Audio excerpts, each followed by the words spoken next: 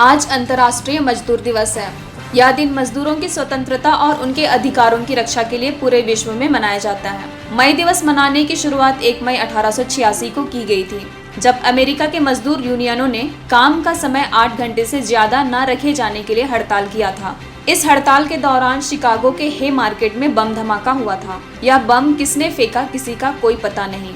इस घटनाओं का अमेरिका पर एकदम कोई बड़ा प्रभाव नहीं पड़ा था, लेकिन कुछ समय के बाद अमेरिका में 8 घंटे काम करने का समय निश्चित कर दिया गया था।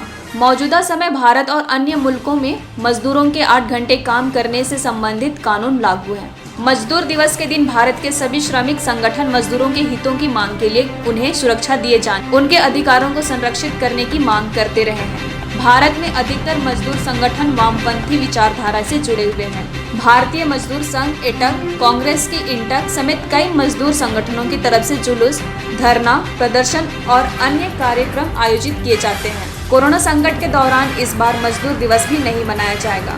देश भर में लॉकडाउन लागू है और लोगों के घरों से बाहर निकलने पर पाबंदी है। मजदूर दिवस को लेकर सभी सार्वजनिक क्षेत्र के उपक्रमों, बैंकों और सरकारी कार्यालय बंद रहेंगे। वैसे भी कोरोना संकट में सबसे ज्यादा असर मजदूरों पर ही पड़ा है, चाहे वे दिहाड़ी मजदूर हो अथवा संगठित अथवा असंगठित क्षेत्र के मजदूर। जिद्दी तो शाबाश हर जिद्दी सिपाही को जो आज पीछे नहीं हटा।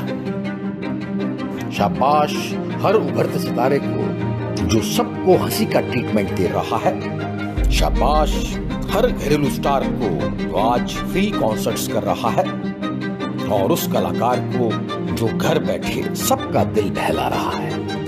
और इनके लिए क्या बात है। हर पहली गोल रोटी को, टेक्नोलॉजी को बेखौफ अपनाने वालों को, हर मददगार को और हर पहरेदार को शाबाश। उस जज्बे को जो रोज उठकर कहता है बीते कल से आगे बढ़ेंगे, आज फिर लड़ेंगे। शाबाश इंडिया, शाबाश।